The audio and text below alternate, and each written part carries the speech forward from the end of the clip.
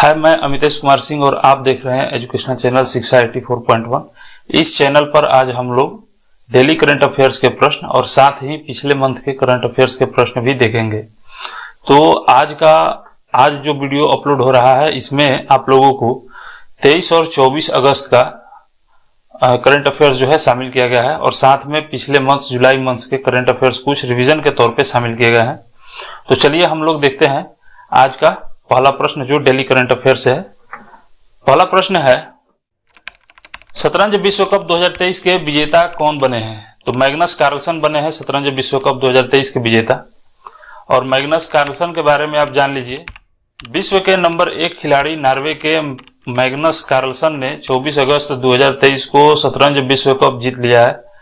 Carlsen ने final में भारत के रमेश बाबू प्रज्ञानंद को हराया है। अगला प्रश्न है, ब्रिक्स ने हाल ही में कितने नए देश को ग्रुप में शामिल होने के लिए आमंत्रित किया है? तो इसके आंसर हो जाएगा 6 देश को। इसके साथ इसका व्याख्या देख लेते हैं कि दुनिया की सबसे तेजी से उभरती हुई अर्थव्यवस्थाओं का समूह है ब्रिक्स और इसमें अभी तक 5 देश शामिल थे, जिनके नाम ब्रिक्स में बी से ब्राजील, आर से रसिया, आई से इंडिया, सी से चाइना और एस से साउथ अफ्रीका शामिल थे। 15वें ब्रिक्स सम्मेलन जो अभी दक्षिण अफ्रीका के जोहान्सबर्ग में हो रहा है, इसमें दक्षिण अफ्रीकी राष्ट्रपति सिरिल रामाफोसा ने घोषणा की है कि अर्जेंटीना, मिस्र, इथोपिया, ईरान, सऊदी अरब और संयुक्त अरब अमीरात को इस समूह में शामिल होने के लिए आमंत्रित किया गया है। इनकी पूर्ण सदस्यता 1 जनवरी 2024 से प्रभावित होगी। अगला प्रश्न है, यूनाइटेड वर्ल्ड रेसलिंग ने हाल ही में किस देश के रेसलिंग एसोसिएशन को निलंबित कर दिया है? तो इसका उत्तर हो जाएगा भारत के रेसलिंग एसोसिएशन को निलंबित कर दिया गया है। और इसका व्याख्या देख लेते हैं, विश्व कुश्ती महासंघ ने भारतीय कुश्ती संघ की सदस्यता निलंबित कर दी है। भारतीय कुश्ती संघ में चुनाव नहीं होने की वजह से यह कार्रवाई की गई है। कुश्ती संघ की सदस्यता निलंबित होने के चलते आगामी विश्व कुश्ती चैंपियनशिप में भारतीय पहलवान भारतीय झंडे के तले नहीं खेलेंगे। शूटिंग से जो निशानेबाजी से है, ISSF विश्व चैंपियनशिप 2023 भारत के किस शूटर ने गोल्ड मेडल जीता है विश्व चैंपियनशिप 2023 में? तो ये जीते हैं अमनप्रीत सिंह। जो ISSF विश्व चैंपियनशिप 2023 चल रहा है, बाकू में चल रहा है, तो अमनप्रीत सिंह ने बाकू में चल रही ISSF निशानेबाजी विश्व चैंपियनशिप की 25 मीटर स्टैंडर्ड पिस्टल स्पर्धा में शीर्ष स्थान प्राप्त करते हुए प्रतियोगिता में भारत को 5वां स्वर्ण पदक दिलाया है। अब बढ़ते हम लोग अगले प्रश्न की तरफ। अगला प्रश्न है, चंद्रयान से संबंधित है। आजकल आप लोग रोज देख रहे होंगे और ये आपके आने वाले एग्जाम्स के लिए बहुत इंपॉर्टेंट होगा। चलिए प्रश्न देखते हैं कि कौन सा देश चंद्रमा के दक्षिणी ध्रुव पर पहुंचने वाला दुनिया का पहला देश बन गया है? तो ये बन गया है भारत। इससे रिलेटेड तथ्य देख ले रहे हैं हम लोग कि 23 अगस्त 2023 को चंद्रयान 3 की सफल लैंडिंग के साथ भारत चंद्रमा पर सॉफ्ट लैंडिंग करने वाला चौथा देश बन गया है। इससे पूर्व चंद्रमा पर सॉफ्ट लैंडिंग करने वाले देश रूस, अमेरिका और चीन हैं।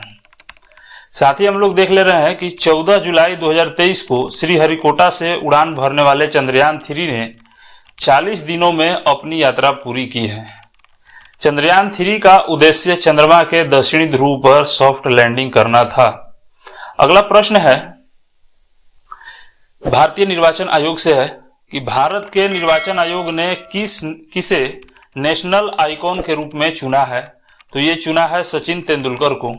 अब इसका व्याख्या देख लेते हैं कि क्रिकेट की महान विभूति एवं भारत रत्न से पुरस्कृत सचिन तेंदुलकर को लोगों को अधिक से अधिक संख्या में मतदान करने के लिए प्रेरित करने हेतु भारत निर्वाचन आयोग ने राष्ट्रीय आइकॉन के रूप में मनोनीत किया है।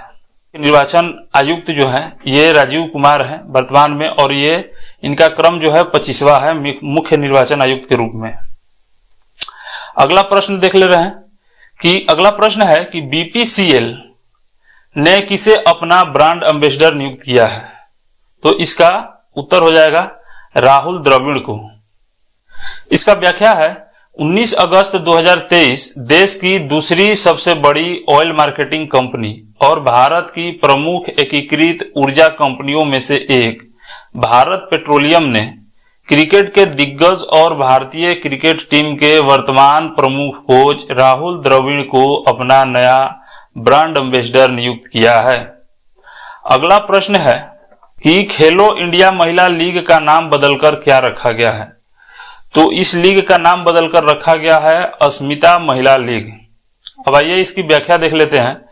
केंद्रीय युवा मामले एवं खेल मंत्री अनुराग सिंह ठाकुर ने यह घोषणा की है कि खेलो इंडिया महिला लीग का नाम अस्मिता महिला लीग होगा। अगला प्रश्न है कि थाईलैंड के नए प्रधानमंत्री के रूप में किसे चुना गया है? तो श्रेथा थविसीन को थाईलैंड के नए प्रधानमंत्री के रूप में चुना गया है। थाईलैंड से हम लोग कुछ संबंधित कुछ फैक्ट देख लेते हैं कि थाईलैंड का प्राचीन नाम श्याम देश है। यह देश दक्षिण पूर्वी एशिया में स्थित है। वहां का राष्ट्रीय ग्रंथ रामायण है। वैसे थाईलैंड में थेरावाद बौद्ध के मानने वाले बहुमत में है, फिर भी वहां का राष्ट्रीय ग्रंथ रामायण है, जिसे थाई भाषा में राम कियेन कहते हैं, जिसका अर्थ होता है राम कृति, जो वाल्मीकि रामायण पर आधारित है। थाईलैंड की राजधानी बैंकॉक के सबसे बड़े और भव्य हॉल का नाम रामायण हॉल है। अगला प्रश्न है, नेशनल ग्रीन ट्रिब्यूनल के नए अध्यक्ष के रूप में किसे नियुक्त किया गया है? तो नियुक्त किया गया है नेशनल ग्रीन ट्रिब्यूनल के नए अध्यक्ष जस्टिस प्रकाश श्रीवास्तव को। इसकी व्याख्या है कि केंद्र सरकार कैबिनेट की नियुक्ति संबंधी समिति ने न्यायमूर्ति प्रकाश श्रीवास्तव की एनजीटी मतलब नेशनल ग्रीन ट्रिब्यूनल के अध्यक्ष के रूप में 14 अगस्त को नियुक्ति की मंजूरी दी है। ये कोलकाता हाई कोर्ट के पूर्व मुख्य न्यायाधीश भी रह चुके हैं। अब जानिए नेशनल ग्रीन ट्रिब्यूनल के बारे में कि ये होता क्या है। तो यह एक विशेष पर्यावरण न्यायालय है जो पर्यावरण संरक्षण एवं वनों के संरक्षण से संबंधित मामलों की सुनवाई करता है। साथ ही यह भी जान लीजिए इसकी स्थापना कब हुआ था। तो इसकी स्थापना हुआ था 18 अक्टूबर 2010 को। राष्ट्रीय हरित न्यायाधिकरण नेशनल ग्रीन ट्रिब्यूनल, राष्ट्रीय हरित न्यायाधिकरण का इंग्लिश हो जाएगा नेशनल ग्रीन ट्रिब्यूनल, एक्ट 2010 के तहत की गई थी। अगला प्रश्न है, मलेरिया और डेंगू से निपटने के लिए किस राज्य में गैम्बूसिया मछली का इस्तेमाल किया जाएगा? गैम्बूसिया मछली, तो इसका उत्तर हो जाएगा आंध्र प्रदेश राज्य में। अब व्याख्या देख लेते हैं। गैम्बूसिया मछली को मॉस्किटो फिश के नाम से भी जाना जाता है, मॉस्किटो फिश के नाम से भी जाना जाता है। यह मछली मच्छरों के लार्वा को खाकर उनकी तादाद बढ़ने से रोकती है। लिहाजा अगर मच्छर कम होंगे तो उनसे पनपने वाली मलेरिया और डेंगू जैसी बीमारियों के मामले भी कम आएंगे। साथ ही आप यह भी जान लीजिए कि आंध्र प्रदेश के वर्तमान मुख्यमंत्री वाईएस जगनमोहन रेड्डी हैं, जो कि बार बार एग्जाम में पूछा जाता है और कभी भी किसी एग्जाम में पूछ लिया जाता है कि अब आंध्र प्रदेश के वर्तमान मुख्यमंत्री कौन है या राज्यपाल। यहाँ के राज्यपाल हैं एस अब्दुल नजीर। अगला प्रश्न है कि भारत के युद्धपोत आईएनएस कृपाण को किस देश को सौंपा है? भारत ने आईएनएस कृपाण को किस देश को सौंपा है? तो ये जो है वियतनाम देश को सौंपा गया है। व्याख्या यह है कि भारतीय रक्षा मंत्री राजनाथ सिंह के अनुसार यह उपहार वियतनाम के नेवी की क्षमता को इजाफा करेगा। इस युद्धपोत की लंबाई 91 मीटर और चौड़ाई 11 मीटर और साथ ही इसका वजन 1350 टन है। अगला प्रश्न है कि किस राज्य सरकार ने सेमीकंडक्टर नीति का अनावरण किया है? तो इसका उत्तर हो जाएगा गुजरात राज्य सरकार ने। सेमीकंडक्टर नीति का अनावरण किस राज्य सरकार ने किया है? गुजरात राज्य सरकार ने किया है। अगला प्रश्न है कि किस राज्य में पहली ट्रांसजेंडर जन्म प्रमाण पत्र जारी किया गया है? तो राजस्थान राज्य में पहली ट्रांसजेंडर जन्म प्रमाण पत्र जारी किया गया है। इसका व्याख्या है, राजस्थान में जयपुर ग्रेटर नगर निगम द्वारा राज्य का पहली ट्रांसजेंडर जन्म प्रमाण पत्र जारी किया गया। आर्थिक एवं सांख्यिकी विभाग ने निदेशक एवं जन्म मृत्यु के प्रमुख राकेश भंवरलाल बैरवा ने यह प्रमाण पत्र नूर शेखावत को दिया है। अगला प्रश्न, कारगिल विजय दिवस हाल ही में किस तिथि को मनाया गया था? अभी पिछले मंथ में कारगिल विजय दिवस मनाया गया था, ये रिवीजन वाला प्रश्न है। तो किस तिथि को मनाया गया था? 26 जुलाई 2023 को मनाया गया था कारगिल विजय दिवस, 26 जुलाई 2023। अगला प्रश्न है, किस अफ्रीकी देश में सेना ने तख्ता पलटकर राष्ट्रपति को पद से हटा दिया है? तो ये नाइजर देश की सेना ने। ठीक है। अगला प्रश्न है, मेरी माटी मेरा देश अभियान किस मंत्रालय की एक पहल है? तो मेरी माटी मेरा देश जो है ये अभियान ग्रामीण विकास मंत्रालय की पहल है। अब जान लीजिए इसके बारे में कि मेरी माटी मेरा देश है क्या। मेरी माटी मेरा देश पीएम मोदी ने 30 जुलाई को मन की बात के 103वें संस्करण के दौरान अभियान की घोषणा की थी और इस अभियान में वीरों को याद करने के लिए देश भर में विभिन्न कार्यक्रम किए जाएंगे।